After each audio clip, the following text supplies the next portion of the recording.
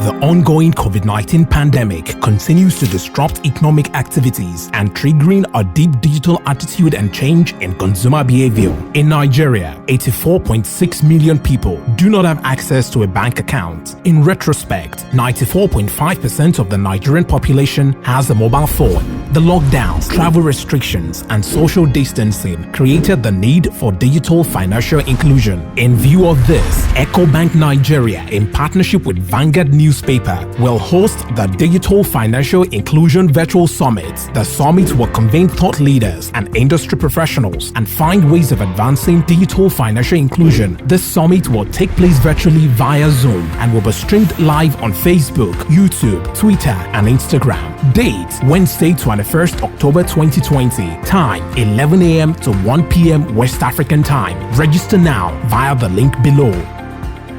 For inquiries, call the numbers on your screen.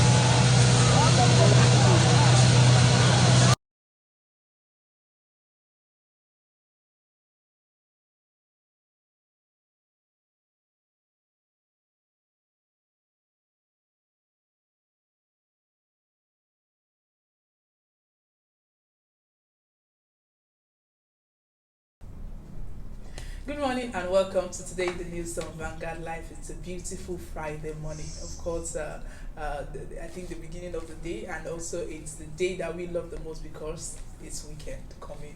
My name is Damilola Ogushaki, and this morning I'm with my co-host Precious Chukudi. And of course, we'll be taking you through what's on the front page, and also we'll be analyzing some of the stories and trending in Nigeria. And first, I will have to ask my co-host how she's doing. How is she doing? Well, like it's a big well. I mean, like we didn't expect that the protest would go really long. Yeah. At this point now, we're beginning to count days. And, we've been, it's just that yesterday, after the show, yesterday morning, there were reports of, violence happening at Alausa, where some hoodlums came and then they took over the protest ground. Some people were injured. We saw, pictures and videos of people who had machetes, courts, and people were shot too. So it was, these people are protesting. They don't deserve to be harmed. There's nobody carrying any. I just think they are surprised that youth are standing up as one, because it's something like we've been looking down on the Nigerians. When you talk about the youth, they have different views, but them to stand up now, more like the and youth people now sleeping. so they've woken up and people are just surprised and trying to suppress them. But whatsoever, I just believe that the violence, if you know you're against them, protest also. So not you going to attack the protesters. Like in the words of Charlie Boy, Mamu don't do. It's one of the things that he would always say almost all the time because of things like this. But then I am basically surprised at, because one would expect that this thing is just some sort of raucous, that you're just making noise and then you rest. But then, and the issue now is not that they are just calling for SARS.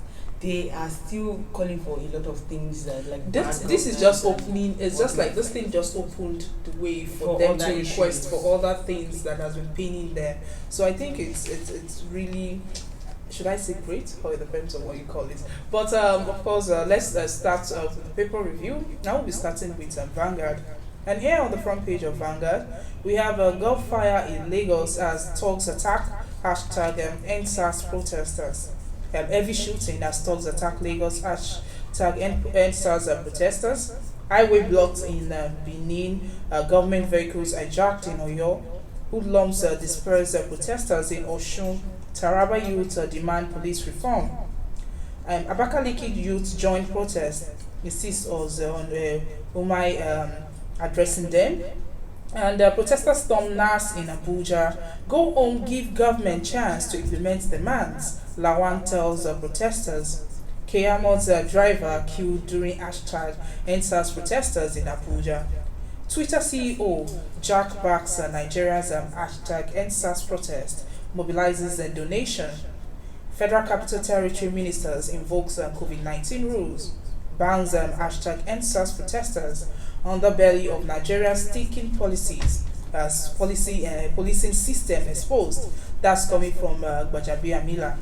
Army's warning directed as miscreants, and that's coming from DHQ. You can see that on page 5, and also on the front page we have the photo stories of protesters in Yanopaja as they block the road, also in that place yesterday.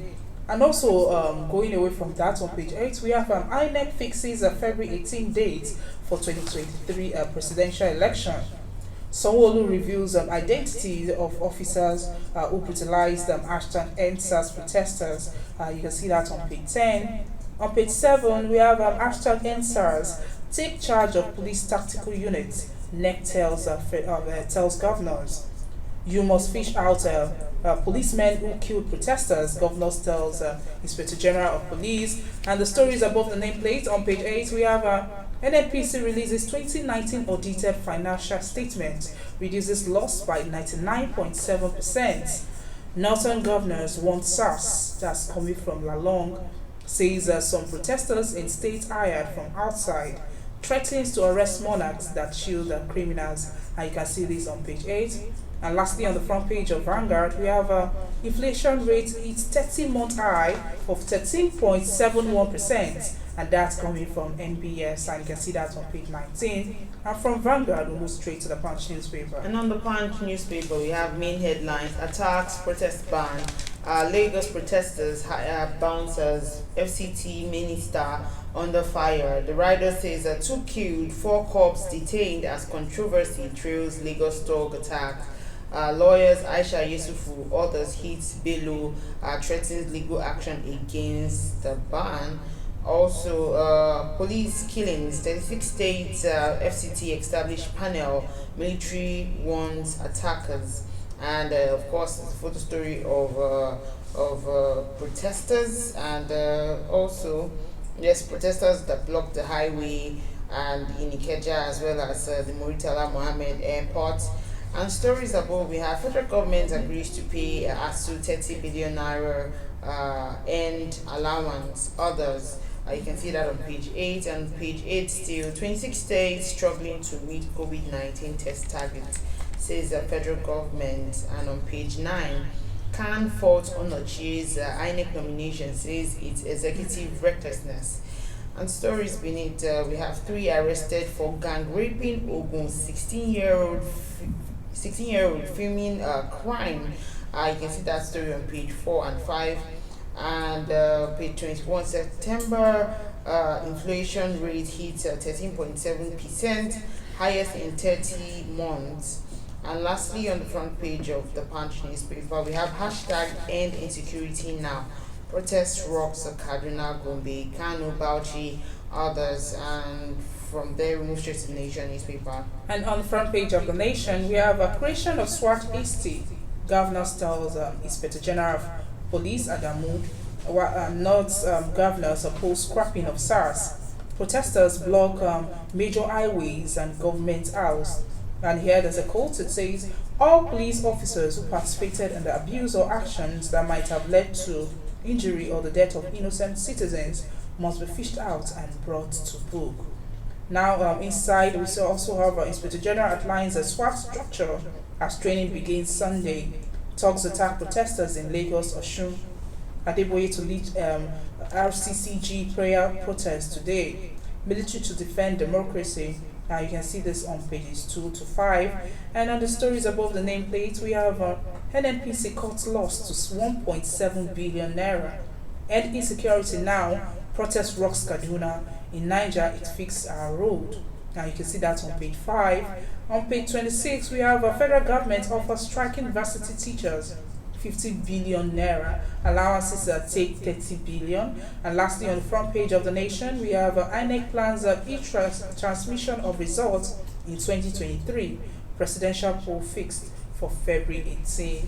And that's all we have on the front page of the Nations and on the front pages of the papers this morning. I'll be going on a short break now, and when we come back, we have a guest who will be joining us via Zoom. Stay with us, we're back. The ongoing COVID-19 pandemic continues to disrupt economic activities and triggering a deep digital attitude and change in consumer behavior. In Nigeria, 84.6 million people do not have access to a bank account. In retrospect, 94.5% of the Nigerian population has a mobile phone. The lockdowns, travel restrictions, and social distancing created the need for digital financial inclusion. In view of this, EcoBank Nigeria, in partnership with Vanguard newspaper, will host the Digital Financial Inclusion Virtual Summit. The summit will convene thought leaders and industry professionals and find ways of advancing digital financial inclusion. This summit will take place virtually via Zoom and will be streamed live on Facebook, YouTube, Twitter, and Instagram. Date: Wednesday, 21st October 2020. Time: 11 a.m. to 1 p.m. West African time. Register now via the link below. For inquiries, call the numbers on your screen.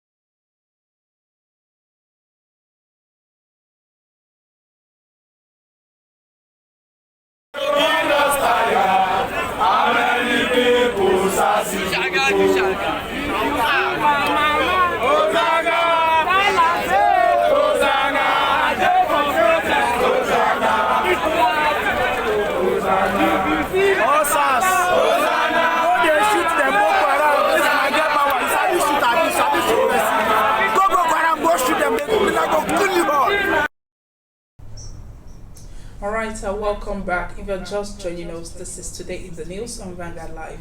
My name is Damilola Wushaki, and I've been with my co-host Precious Chukudi. And of course, we've analyzed the front pages of some of the papers, and we have a guest to be joining us on this analysis segment. And this is the person of Mr. Gbero Olajuigbe, Executive Director, Emergency and Risk Alert. Good morning, sir. Good morning.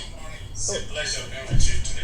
Okay, thank you. And you can see, I'm sure you can still see hashtag NSARS and hashtag NSWAT, of course, still trending on social media. So, people are still surprised that, up to this day that, the protest has really lasted for days. We're still counting days and we don't know when it will stop because it seems the youths are not backing down. Now, I want to ask you, did you expect this type of coordination from the youth? Because, people, they've really looked down on them for a long time, and a lot of people are expressing, their surprise, about how the youth came together, to protest. So I want to ask you, what's your take on this? Did you expect this? Well, if you have been looking at the trajectory of events, particularly issues that have kept the youth in cage for so long, you will agree with me that this is a pent-up anger that just burst on our faces because we have refused to find solution when solution was not as complex as this, when solution was simple. So you cannot rule out the fact that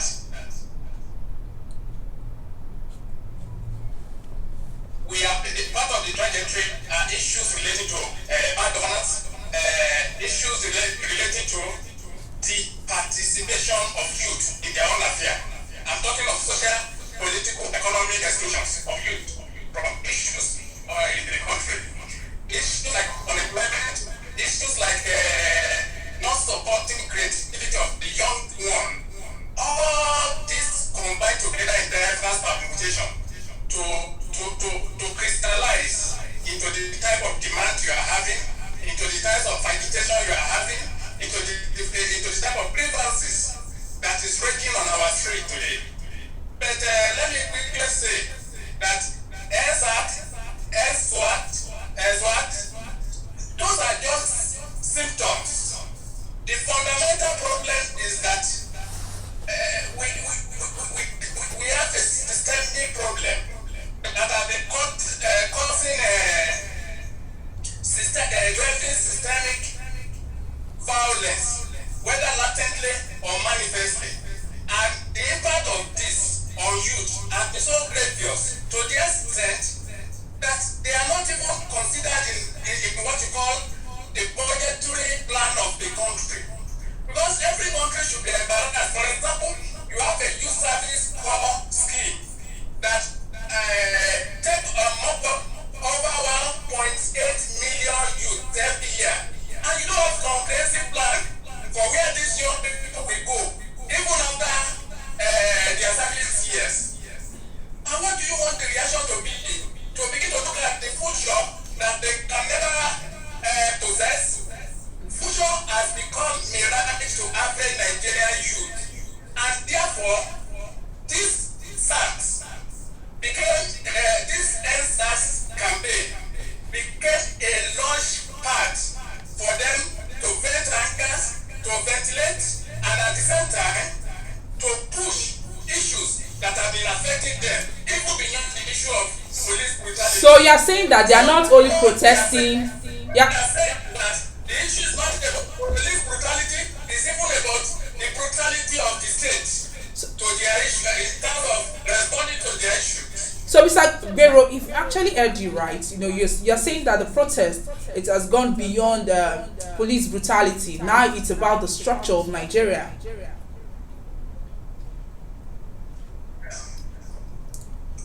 That's what I'm saying exactly. It's the structure that produces the type of police you are dealing with today. It's the structure that produces atmosphere of lawlessness. It's the structure that produces atmosphere of executive and legislative lawlessness. So are you trying to say the structure of Nigeria has failed? Yes, it's so difficult for people to obey law and order. So the structure has made it so complex to the extent that people commit crime and there will be no consequences. Mr. Gbero, so you are saying that the structure of Nigeria has failed? That is the simplest summary of what I'm saying. It's a question of a failed state, a militarized state. And where do you find a state where a policeman will just become the one that will arrest criminal, the one that will try criminal, the one that will extrajudicially kill criminal, or suspect rather, not criminals? How do you discuss such a country? How do you discuss such a system? But it seems this thing is following, the police itself, because in London, also sometime last year, they protested against police brutality. Earlier this year, they did the same thing. So Nigeria now, we are also protesting against police brutality. So what's now making it different from other states? Other countries that are protesting against police brutality, because it seems it's running everywhere. So can we really still blame it on the structure of Nigeria? Elsewhere, like the United States you mentioned of, or even UK, it's an exception. Here, it is the rule. Why is it an exception? It shows them when there is a report of brutality. It shows them when there is a report of extrajudicial killing. But in Nigeria, it has become the standard practice, though sadly, that we see from our security agencies. That is just the cardinal difference. And in other lives too, if you commit such crime, there will be consequences. Here, people commit and people ask you, dear you to report, that is if you are lucky to be alive. So that is the difference. The difference is in this one that there is punishment elsewhere. There is consequence for offense committed. But without this outcry now, do you know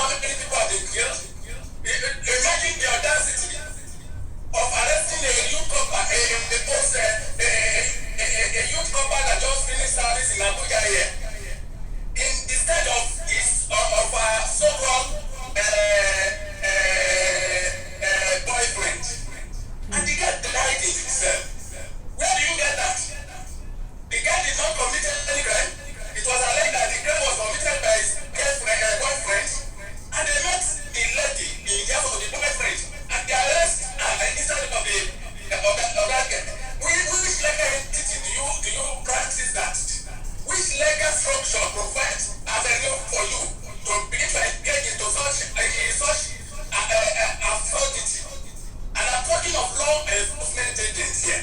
I'm not talking of those who should not know the law. Okay, let's Mr. Guerrero, let's leave that aside now. Yesterday and of course a few days now we've been reporting about thugs attacking protesters. In Alausa here now, they attacked them yesterday. Also in Abuja, when they went to National Assembly to protest, thugs also attacked them, and some other states. But now in Lagos, it seems that Governor Sanwo-Olu made a move, and he put out the names of those that brutalized thugs, that's the officers. Now, what do you think about this move? Don't you think it's going to cause harm to these police officers? Let me just commend the governor of Lagos State. To me, his response has been so people-centric. His response has been so well thought through and coordinated. Even in giving feedback to President Buhari, MHE, and others in case of Lagos. So I want to commend the Lagos State governor for that one. But others, you just find out that how do you now, in those places that you earlier mentioned, do you see protesters being attacked by some other members of society? They don't. But here, the government can even sponsor talk to go and attack protesters, genuine protesters, who should be protected by the police, so that they have peaceful protests. So these are issues that are of great concern for all of us. And we can't continue like this. You look at the issue, the way they are managing the issue of SARS too. Let me just use this opportunity to see, look at what the Nigerian governors are doing. The Governors Forum, the Nigerian Governors Forum came out to at least appreciate the youth and endorse SARS. And the local governors, which is supposed to be the subset of the Nigerian Governors Forum, came out again to demand for SARS. Is that not cataclysmic in policy implementation? I'm talking about governors who should know, after something has been ended by IG, still demanding for it. So how do you expect ordinary people not to know? How do you expect conflicts not to be triggered by such type of leadership campaigning backing of a particular thing, and why others are doing the other thing? Okay. So the government is the umbrella for all governors in Nigeria. Why should other governors now come out again to cancel what the Nigerian Governors Forum is saying? It's just the same way the attackers are attacking the SARS campaigners. So they are learning from the rudderless and the... Okay, Mr. Guerrero, talking about the northern governors now saying that the northern governors they don't want SARS to end, but they're saying this because they believe that they are helping with some of the security issues in Nigeria. So that's why they are saying this, and they're happy to fight this. Now, do you think we can look past some of the things that they have done, to accept them, accept the new team that is coming? That's the SWAT that we're not against. Okay, let us say this, that one, Nigeria, we should present one issue like this. This is not the time for the other governors who come out and begin to or reverse what the task campaigners are asking for, especially when government has accidents. They ought to have said this before. And when they cry, this Texas campaign is not just starting now. For almost 2 years now, it has been growing up. What the other governors have personally, what I said is that those removed from SARS now, the former SARS member should be retrained and sent to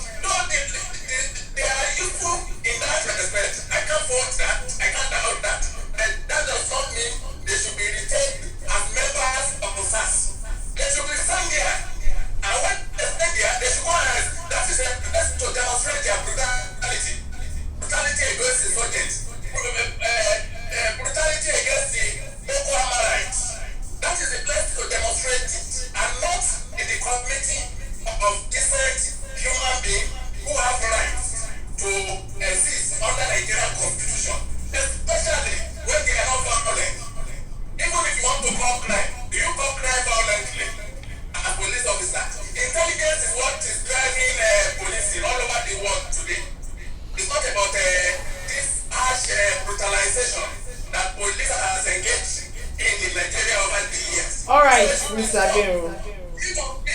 All right, sorry to cut you in. The National Assembly has basically informed the protesters and said, okay, you have made your grievances known about the hashtag EndSARS. Don't you think that you need to go back home, sit and relax and see what the government is going to do? Because they have promised in earnest that they are going to do their very best to ensure that issues resulting to police brutality would not happen. But then it turns out that the protesters are not having it as, I think that some of them basically are now using hiking electricity, and they're using all the other problems that we have in the country as a major like fuel to increase the fact that they're outside. What do you think basically?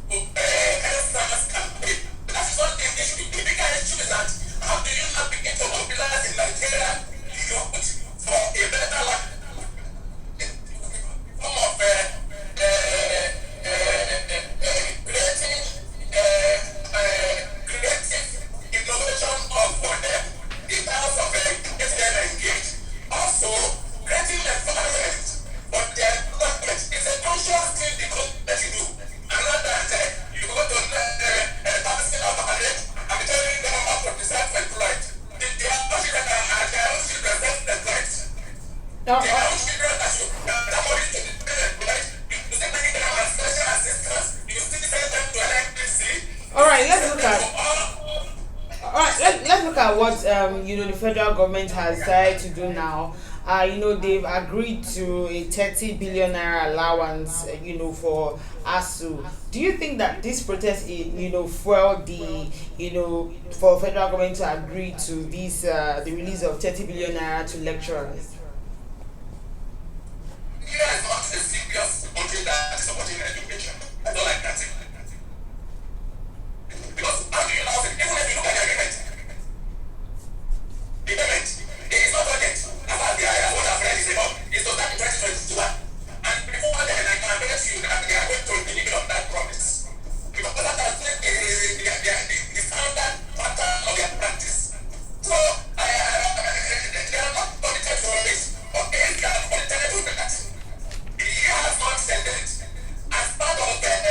As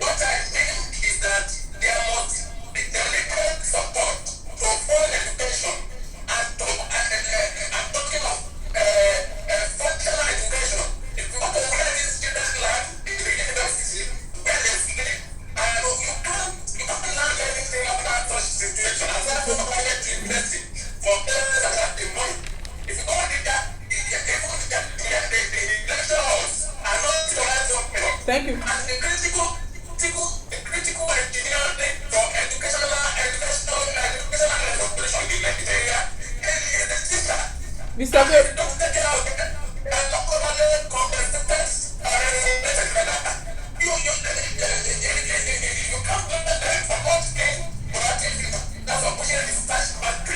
Mr. Bero, thank you very much. We are still, we would have loved to continue hearing from you, but it seems that the time has really gone, and I would like to end it here. Thank you very much, Mr. Gbero Lajigbe, Executive Director, Emergency and Risk Alert. Thanks for joining us. Thank you very much, and that's all we have for you today. But before we go, of course, let's look at what Mr. and Mrs. Let's see what they are saying today.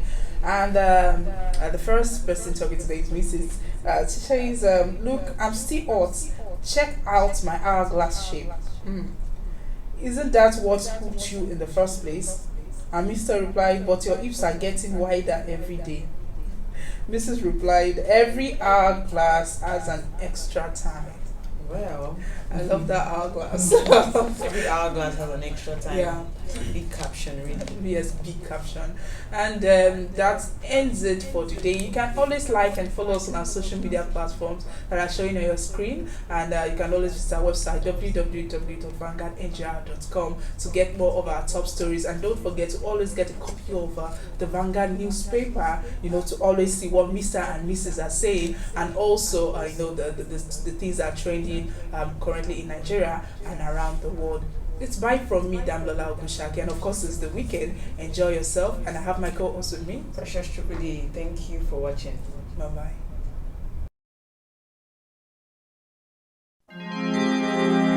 The ongoing COVID-19 pandemic continues to disrupt economic activities and triggering a deep digital attitude and change in consumer behavior. In Nigeria, 84.6 million people do not have access to a bank account. In retrospect, 94.5% of the Nigerian population has a mobile phone. The lockdowns, travel restrictions, and social distancing created the need for digital financial inclusion. In view of this, EcoBank Nigeria, in partnership with Vanguard newspaper, will host the Digital Financial Inclusion Virtual Summit. The summit will convene thought leaders and industry professionals and find ways of advancing digital financial inclusion. This summit will take place virtually via Zoom and will be streamed live on Facebook, YouTube, Twitter, and Instagram. Date: Wednesday, 21st October 2020. Time: 11 a.m. to 1 p.m. West African time. Register now via the link below. For inquiries, call the numbers on your screen.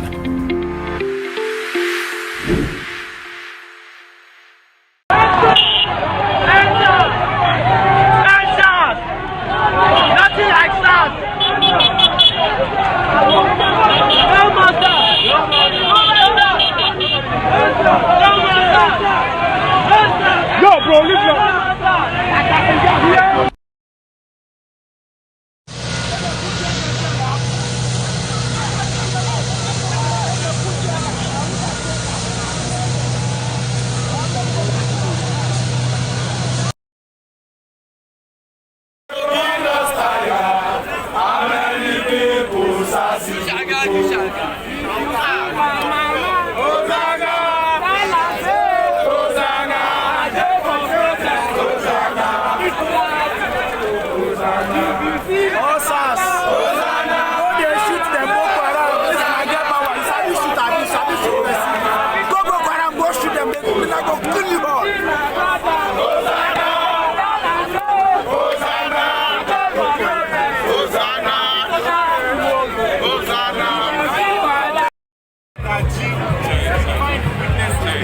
But they still took me away to collect money. I couldn't pay everything, but I gave them 10,000 naira just for me to be able to travel down to the center.